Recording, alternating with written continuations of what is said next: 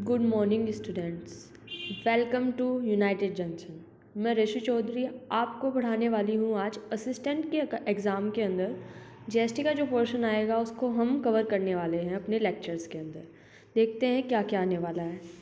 अब हम देखेंगे कि जीएसटी के पोर्शन में क्या क्या आने वाला है, मीनिंग क्या होता है जीएसटी का स्ट्रक्चर कैसा है, ठीक है, सीजीएसटी, एसजीएसटी, यूटीजीएसटी क्या होता है, प्रोसीजर ऑफ रजिस्ट्रेशन क्या होता है, सप्लाई ऑफ गुड्स क्या होता है, प्लेस ऑफ सप्लाई क्या होता है, टीडीएस और टीसीएस क्या होता है, रिटर्न क्या होती है, और आईटीसी यानी कि इनकम टैक्स क्रेडिट, ई फाइलिंग, ये सब जो है हमारे एग्ज़ाम में आने वाला है, जिसको हम डिस्कस करेंगे। पहले हम क्या करेंगे, पहली थ्योरी स्टडी करेंगे। पूरा थ्योरी का है, ये डीपली आएगा एग्ज़ाम, एमसीक्यू बेस होता है। तो हम पहले सारे चैप्टर्स की थ्योरी कर लेंगे, उसके बाद हम एमसीक्यू के वीडियो डालेंगे, जिससे हमारा रिवीजन भी हो जाएगा अच्छे से। क्योंकि अगर हम स्टार्टिंग से ही एमसीक्यू कराएंगे तो एमसीक्यू रटने वाली बात हो जाएगी। आपको पहले समझाएंगे, अगर क्वेश्चन इधर उधर भी होता है तो जिससे आप कंफ्यूज ना हो।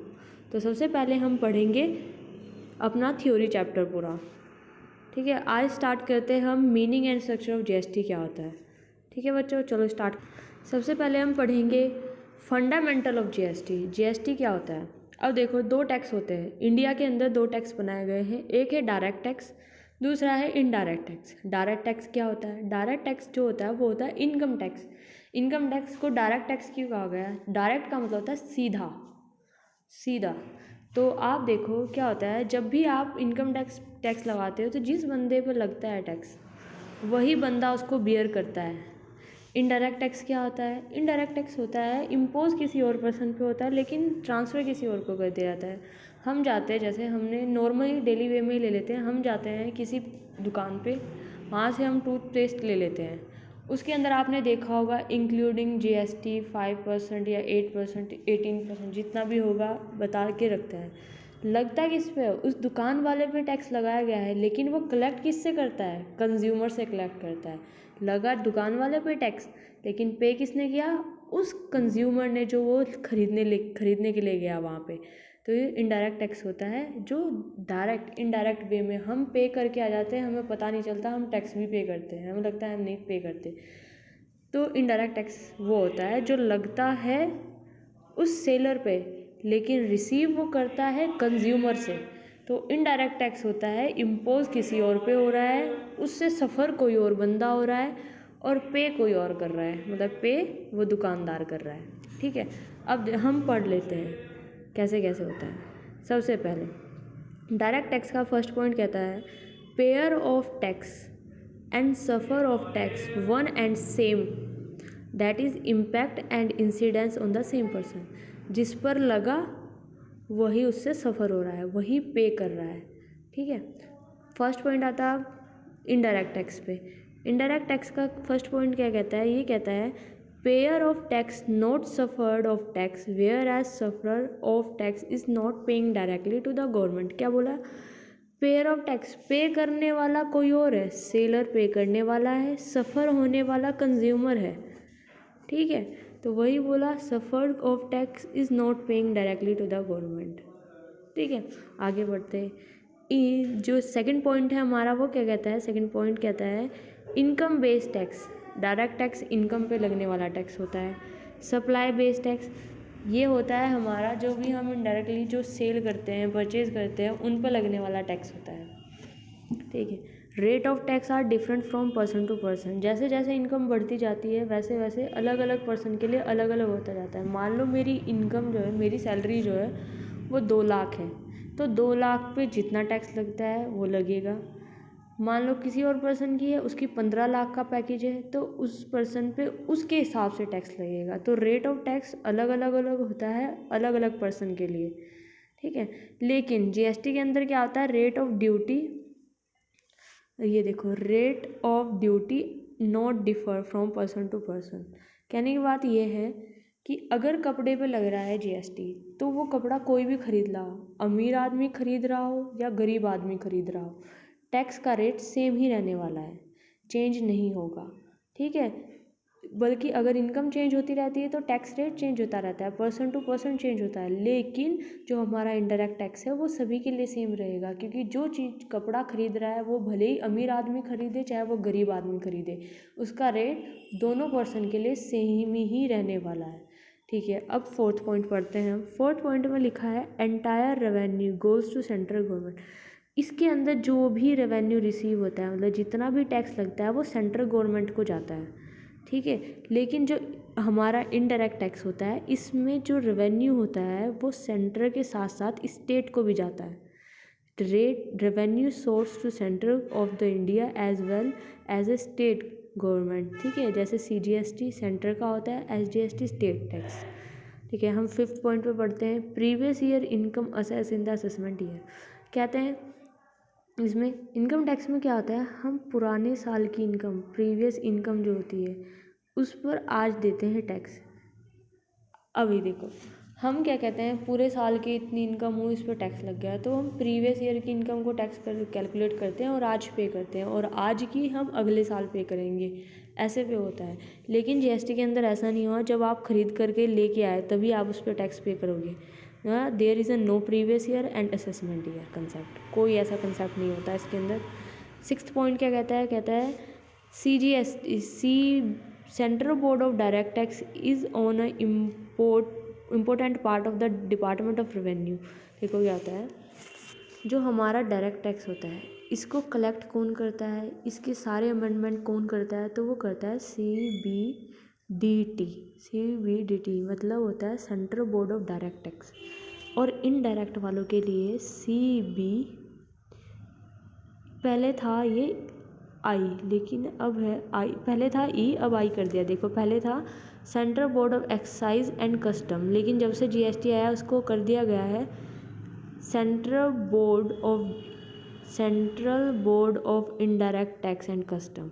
ठीक है, तो ये बॉडीज़ है जो हमारे टैक्स को कलेक्ट करती है, डायरेक्ट टैक्स को ये करती है और इनडायरेक्ट टैक्स को ये करती है। ठीक है बच्चों, समझ आया? डायरेक्ट इनडायरेक्ट टैक्स में समझ में आ गया। डायरेक्ट टैक्स वो होता है जो जिस पर्सन पर लगाया जाता है उसी से रिसीव होता है। इनडायरेक्ट टैक्स होता है लगता किसी और पे है, वो उसको रिसीव किसी और पर्सन से करते हैं। ठीक है, ये होता है हमारा डायरेक्ट और इनडायरेक्ट टैक्स। आगे बढ़ते हैं, अब हम देखते हैं आगे क्या है। Constitute 101 amendment act 2016। इसमें क्या बोला गया है, इसमें बताया गया है कि जब GST आया था तो संविधान, कॉन्स्टिट्यूट का मतलब होता है संविधान, कॉन्स्टिट्यूट का मतलब होता है संविधान, तो संविधान में 101 भी अमेंडमेंट करी गई। 101 लकी होता है ना, 101, तो 101 अमेंडमेंट करी गई। का नंबर क्या था, नंबर था 101 अमेंडमेंट में हमारा GST आया था। GST जो था वो पढ़ लेते हैं। Constitute 122 and amendment bill 2014 receive the assent of the president of India 8 September 2016 and become constitute act 2016 which pave the way for introduction of GST in India. Constitute, इसमें आपको जो इम्पोर्टेंट है मैं उसको टिक करा देती हूँ। देखो सबसे पहले तो अगर आ गया MCQ में क्वेश्चन आ गया कि अमेंडमेंट कौन सी अमेंडमेंट थी जिसके थ्रू हमने GST लाया था, तो संविधान में 101वीं अमेंडमेंट थी जिसके थ्रू GST आया था। ठीक है, तो हम इसको कर देते हैं 101 अमेंडमेंट थी। इम्पोर्टेंट लाइन ये भी है, देखो concurrent power on parliament and state legislature to make law governing goods and services. It means there will be dual control of state and central authority for all assessing. हमने देखा है कि ज़्यादातर जो भी लॉ बनाया जाता है उन पर स्टेट का कंट्रोल रहेगा या फिर सेंटर का कंट्रोल रहेगा, लेकिन GST ऐसा है जिसमें दोनों को पावर दी गई है और इसलिए इसे कहा गया है dual control of state and central authority, दोनों द्वारा कंट्रोल किया जाने वाला एक्ट, सेंटर के द्वारा भी और स्टेट के द्वारा भी। ठीक है, ये है हमारा इम्पोर्टेंट है। कौन सी अमेंडमेंट आई थी, 101 अमेंडमेंट आई थी। दूसरा था कि कैसा क्या टैक्स है हमारा, GST हमारा कैसा टैक्स है, तो डुअल कंट्रोल टैक्स है जिसको स्टेट भी कंट्रोल करता है और सेंट्रल भी कंट्रोल करता है। ठीक है बच्चों, आगे देखो उसने ये कहा एज़ पर आर्टिकल नंबर 246, ये आपका इम्पोर्टेंट हो सकता है। आर्टिकल नंबर 246 आर्टिकल के अंदर पावर दी गई थी कि जो स्टेट है और जो सेंट्रल है वो टैक्स लगा सकता है। देखो एज़ पर आर्टिकल नंबर 246 से the power to levy GST has been given. Power का मतलब होता है, पावर का तो पता ही आपको, पावर दी गई। लेवी मतलब लगाना, लेवी मतलब लगाना। जीएसटी लगाने की पावर दी, गिवन दी, किसको दी? पार्लियामेंट को दी, और as well as to legislature of every state, और हर स्टेट को दी। हर स्टेट को और सेंट्रल गवर्नमेंट को जीएसटी लगाने की पावर आर्टिकल नंबर 246 के अंदर दी गई थी। याद रखना, एमसीक्यू आ सकता है, ठीक है। अब देखो CGST act enacted by central government, IGST act enacted by central government, SGST enacted by respective state government, और UTGST enacted by central government of India, ठीक है। आगे बढ़ते हैं। IGST will be a portion between centre and state in the manner provided by the parliament law as per their commendation of the CGST council. देखो क्या आता है, देखो जो भी जीएसटी है, आईजीएसटी जो है, आईजीएसटी का मतलब है enacted by central government of India, proportionate, बांटा जाएगा स्टेट एंड सेंटर के बीच में, ठीक है। आगे हम पढ़ते हैं। GST will be levy on a supply of goods, जब हम गुड्स को बेचेंगे, सर्विस को बेचेंगे, तब हमारा जीएसटी लेवी होगा। लेकिन alcohol liquor for human consumption पर आज भी जीएसटी नहीं है। अल्कोहल लिकर मतलब शराब, शराब जो होती है उसको जीएसटी से अभी बाहर रखा गया है, उस पर कोई जीएसटी नहीं लगता। तो हम कहेंगे GST will be levy on supply of goods and services except alcohol liquor for human consumption. शराब वगैरह पे अभी जीएसटी नहीं आया है, ठीक है बच्चों। आगे देखो, ये रहा हमारा आगे वाला explanation to article number 269A constitute of India providing that the import of goods and service. Import of goods क्या होता है? बाहर से जब हम गुड्स को खरीद के लेके आते हैं, बाहर से मतलब विदेश वगैरह से, अमेरिका से, चाइना से, तो वो होता है जब हम वहाँ से गुड्स को खरीद के लेके आते हैं उसको बोलते हैं गुड्स, इम्पोर्ट ऑफ गुड्स। यहाँ वहाँ से हम कोई सर्विस रिसीव करते हैं तो बोलते हैं import of service. Will be deemed as a supply of goods, deem का मतलब होता है माना जाता है, माना जाता है, सप्लाई माना जाता है, सप्लाई ऑफ गुड्स माना जाता है, सर्विस माना जाता है, या both in the course of interstate trade और commerce. In case of import of goods IGST will be levied along with the basic custom duty. It means IGST is levy in the replacement of CVD plus special CVD. In case of import of service only IGST will be levy. देखो यहाँ पे ये क्या कहता है हमको, ये portion हमें कहता है आर्टिकल नंबर 246 में ये लिखा गया है, जब भी हम बाहर से, विदेश से कोई सामान मंगाते हैं या सर्विस रिसीव करते हैं तो उस पर सप्लाई, उसको भी हम सप्लाई मानकर जीएसटी लगाते हैं। जीएसटी भी कौन सा लगता है?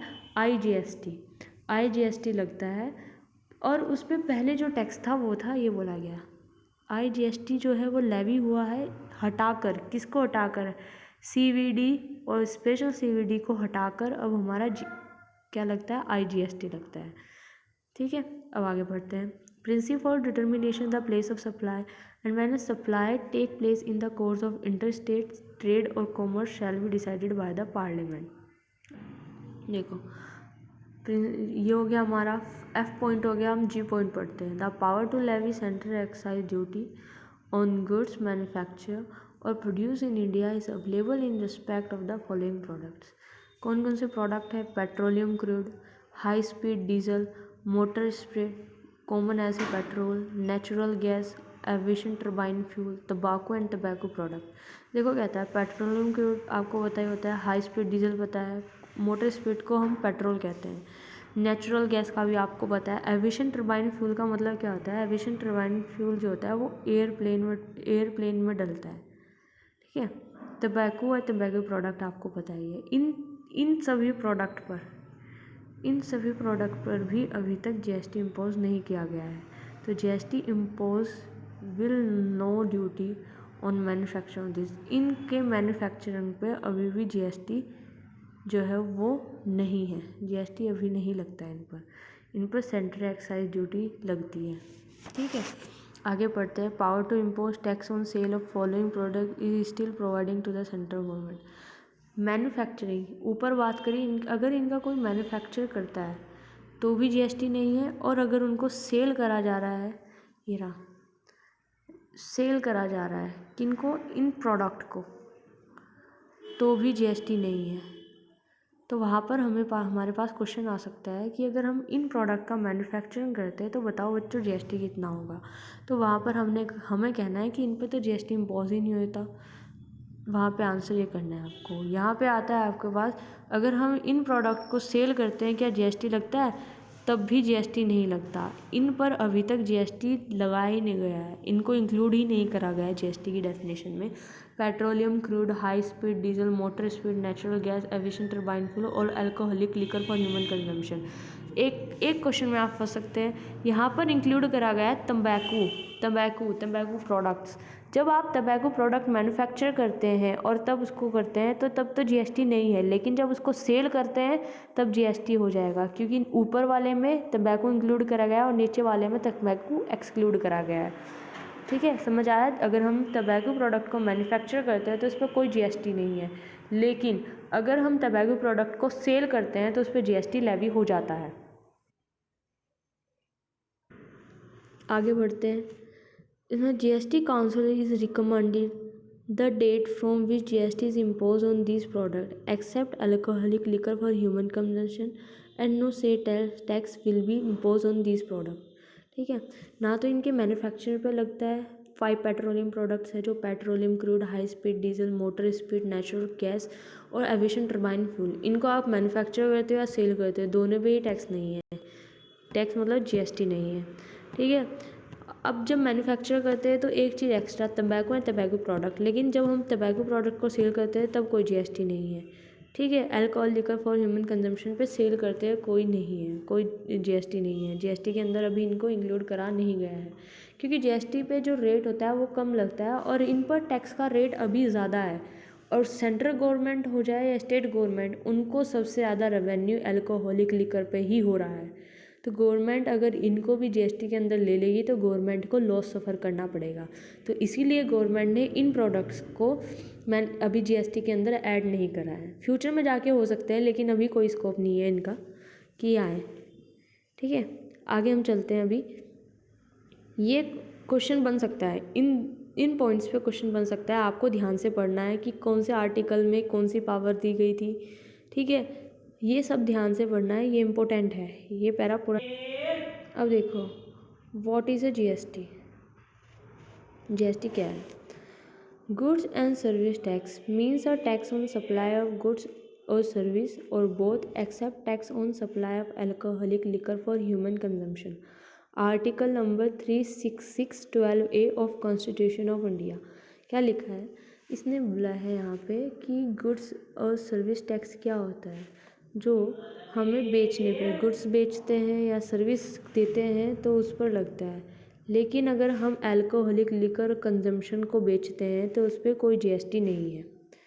ठीक है, फिर उसने बोला GST is a value added tax levy on sale and service और बोथ। वैल्यू एडिशन टैक्स है, मतलब वैल्यू एडिशन का टैक्स का मतलब होने का क्या मतलब है, जैसे मिस्टर एक्स है, वाई है, ठीक है, और जेड है।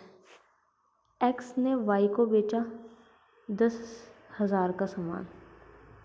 ठीक है, इस पे जीएसटी लग गया 5%, कितना, 500 रुपये। ठीक है, तो ये बैठा हमारे पास 10,500। अब ये इसको पड़ा इतने का, अब आगे इसने बेचा, अब इसने अपना प्रॉफिट ऐड करा, मान लो उस पर 2,000। ठीक है, तो ये सामान कितने का हो गया? ये हो गया 12,500 का। किसको दिया? इसको दिया। अब टैक्स किस पे लगना चाहिए आपके हिसाब से? आप कहोगे इतने की सेल हुई तो इतने पे लगना चाहिए। नहीं, जीएसटी कहता है जितनी वैल्यू ऐड करी, वैल्यू कितनी ऐड करी, 2,000, तो वैल्यू एडिशन पे टैक्स लगेगा 5%। 5% लगा के कितना आता है? यह आता है हमारे पास 100 रुपीज़। 100 का टैक्स लगेगा। पहले टैक्स में क्या होता था? पहले में हम पूरे पे लगा देते थे।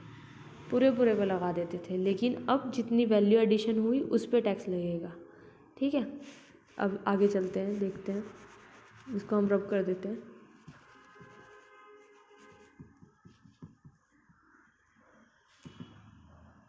आगे देखो क्या है, जीएसटी क्या है हमारा, value added tax levy on sale और सर्विस और बोथ। तो हम सिर्फ जो उस वैल्यू पर टैक्स लेते हैं जो ऐड हुई है। ठीक है, GST destination based consumption tax. कहने का मतलब ये है कि डेस्टिनेशन बेस्ड टैक्स का मतलब क्या है, मान लो हम यूके के हैं, यूके मतलब उत्तराखंड के हैं, और ये यूपी का है, उत्तराखंड का है, वाई यूपी का है। टैक्स दिया 10,000 था, ठीक है, 500 का टैक्स लग गया, इतनी की वैल्यू की खरीदी। ठीक है, अब आपके हिसाब से टैक्स कौन सी गवर्नमेंट कलेक्ट करेगी? मेरे हिसाब से तो यूके की करनी चाहिए, लेकिन जीएसटी जो है हमारा डेस्टिनेशन बेस्ड टैक्स है, जहाँ पर इन गुड्स का कंजम्पशन हो रहा है। गुड्स कहाँ हो रहा है कंजम्पशन? यूपी में, तो यूपी गवर्नमेंट कलेक्ट करेगी। यूपी गवर्नमेंट इन 500 कलेक्ट करेगी एक्स से। ठीक है, तो इसीलिए इसको बोला गया है consumption based tax, destination based consumption tax. तो हमसे अगर पूछा जाए जीएसटी क्या है, तो GST is a consumption based tax या डेस्टिनेशन बेस्ड टैक्स। ठीक है, GST offer comprehensive and continuous change of tax credit. बोला ना, टैक्स क्रेडिट, जितने आप टैक्स देते जाओगे आपको क्रेडिट अलाउ होता जाएगा। जीएसटी है burden borne by the final, मैंने बोला ना, फाइनल कंज्यूमर पे इसका इफेक्ट पड़ता है। एक्स बेच रहा है, वाई रिसीव किससे हो रहा है? वाई से रिसीव हो रहा है, तो फाइनल कंज्यूमर हम भी हो सकते हैं, उपभोक्ता जो होते हैं उनको बोला जाता है कंज्यूमर। ठीक है, अब देखो आगे, GST eliminate cascading effect of tax. GST बोला कास्केडिंग इफेक्ट को हम क्या कहते हैं? डबल टैक्सेशन को हटाता है। ये टैक्स के ऊपर टैक्स नहीं लगता है इसमें। ठीक है, टैक्स के ऊपर टैक्स नहीं लगता है। GST bringing tax structure all over India, और जीएसटी एक ऐसा लॉ है जो पूरे इंडिया पे एप्लीकेबल है, इंक्लूडिंग जम्मू एंड कश्मीर। ठीक है, तो जीएसटी है जो सारे इंडिया पे एप्लीकेबल होता है। ठीक है, तो हमें पता चल गया जीएसटी क्या है। जीएसटी है जो गुड्स एंड सर्विस के सप्लाई पे लगने वाला टैक्स है, लेकिन इसमें से हम हटाते हैं alcoholic liquor for human consumption. GST जो है वैल्यू एडिड पे लगता है, जितनी आप वैल्यू ऐड करते हो सिर्फ उस पे लगता है, ना कि पूरी वैल्यू पे लगता है। डेस्टिनेशन बेस्ड टैक्स का मतलब है सामने वाली गवर्नमेंट इसको कलेक्ट करेगी जहाँ पर गुड्स कंज्यूम हो रहे हैं, ना कि जहाँ से सेल हो रहे हैं। कंटिन्यूस चेन है। ठीक है, फाइनल कंज्यूमर पे इसका बर्डन पड़ता है। कास्केडिंग इफेक्ट को ये इग्नोर करता है, एलिमिनेट करके चलता है। ठीक है, यूनिफॉर्म स्ट्रक्चर होता है। यूनिफॉर्म स्ट्रक्चर यानी कि ऑल ओवर इंडिया में, जैसे कपड़े के ऊपर 5% का रेट है, तो इंडिया के किसी भी कोने में जाओगे वहाँ पर जीएसटी का रेट 5% ही मिलेगा आपको। तो इसलिए बोला है uniform tax structure all over India, यहाँ तक कि जम्मू एंड कश्मीर को भी इंक्लूड किया गया है इस। अब हम आगे बढ़ते हैं, अब देखते हैं जीएसटी के एडवांटेज क्या होते हैं। एडवांटेज ऑफ जीएसटी क्या है? वन नेशन वन टैक्स है। जीएसटी जो है one nation and one tax है। ठीक है, removal of bundled indirect taxes, VAT को हटाकर, सीजीएसटी को हटाकर, सर्विस टैक्स को हटाकर, सीएडी को, एसएडी को, एक्साइज को हटाकर एक टैक्स बनाया गया। इन सब को हटाकर एक टैक्स बनाया गया, तो मल्टीपल टैक्सेशन हटाए गए और एक टैक्स लगाया गया। ये इसका बेनिफिट है। ठीक है, पहले एक ही सप्लाई पे मैन्युफैक्चर करते हो तो दूसरा टैक्स, सेल करते हो तो उससे अलग टैक्स, उसके बाद अलग टैक्स, ऐसे टैक्स था। लेकिन अब जीएसटी लगता है, आप सेल कर लो, मैन्युफैक्चर कर लो, सर्विस दे दो, सब के लिए एक ही टैक्स है। ठीक है, तो देखो नेक्स्ट है removal of cascading effect of tax, remove of tax on tax. मैंने बोला था डबल टैक्सेशन, टैक्स के ऊपर टैक्स को हटा दिया गया है। सिर्फ आपका जितना प्रॉफिट होगा उसको ही, जितना आपका प्रॉफिट होगा सिर्फ उसके लिए ही टैक्स लगेगा। Increase ease of doing business, low cost of production, increase demand will lead to increase supply, hence this will be ultimately lead to rise in the production of goods, resultantly boost to make in the Indian initiative। कहने का मतलब ये है कि cost of production, पहले क्या होता था, जब हम सामान खरीद के लाते थे तो तब भी टैक्स लगता था, जब बनाते थे तब भी टैक्स लगता था, लेकिन अब भी टैक्स लगता है, लेकिन अब जीएसटी लगता है, जो रिलीफ है एक तरीके से। रिलीफ कैसे है, जैसे आपने टैक्स पे करके आए तो उसका क्रेडिट आप आगे ले सकते हो अगर आप उसको फर्दर सप्लाई करते हो, ठीक है। पहले ऐसा कुछ नहीं था, ठीक है। तो अब लो कॉस्ट ऑफ प्रोडक्शन हो रही है, इंक्रीज़ हो रही है demand, lead to increase supply, जिससे सप्लाई भी बढ़ रही है, और ultimate lead to rise in the production of goods, जिसकी वजह से आपका बिजनेस जो है, इंडिया जो है वो इनिशिएटिव हो रहा है, ठीक है। आगे देखते हैं। It will boost export and manufacturing activity, क्योंकि आपकी कॉस्ट कम है तो आप एक्सपोर्ट करने से भी नहीं डरते हो, मैन्युफैक्चरिंग एक्टिविटी भी लगा देते हो, generate more employment, thus increase GDP, हमारी ग्रोस डेवलप जीडीपी इंक्रीज हो रही है, gross domestic product with gain full employment leading to substantive economic growth, और हमारी सस्टेंटिव ग्रोथ भी हो रही है। जीएसटी आने से हमें बहुत फ़ायदा हुआ है, बहुत फ़ायदा हुआ है, बहुत ज़्यादा फ़ायदा हुआ है। एक तो यूनिफॉर्म टैक्स हो गया है, टैक्स के ऊपर टैक्स नहीं लगता है, पूरे इंडिया में जीएसटी ही लगता है, ये नहीं कि स्टेट वाइज टैक्स लग रहा है, कि अगर उत्तराखंड में हो तो दूसरा टैक्स लगता है, अगर आप दिल्ली में जाते हो तो दूसरा टैक्स लगता है। कन्फ्यूज़न बिल्कुल ख़त्म हो गया है, एक टैक्स है, क्रेडिट चेन मिलती है आपको, आप यहाँ तक कि आप अपने इंफ्रास्ट्रक्चर में, अपनी ग्रोथ में, अपनी इकोनॉमिक ग्रोथ में, अपने इंडिया की ग्रोथ में भी फ़ायदा हो रहा है, ठीक है। तो जीएसटी आने से काफ़ी बेनिफिट हुआ है। इंट्रोडक्शन अभी तो यहीं तक रहने रखते हैं, ये पार्ट 1 हो गया। पार्ट 2 में हम आगे बताएंगे जीएसटी कैसे कैसे आया, ठीक है। ये हमारा इंट्रोडक्शन हो गया, एडवांटेजेस हो गए। अब हमें बताना है कि जीएसटी काउंसिल क्या होता है, ठीक है, जीएसटीएन क्या होता है, ठीक है, इंट्रास्टेट क्या होता है, सीजीएसटी क्या होता है, आईजीएसटी क्या होता है, इसको हम डिटेल में नेक्स्ट पार्ट में कवर करेंगे, ठीक है। बच्चों नमस्ते बच्चों, बाय बाय।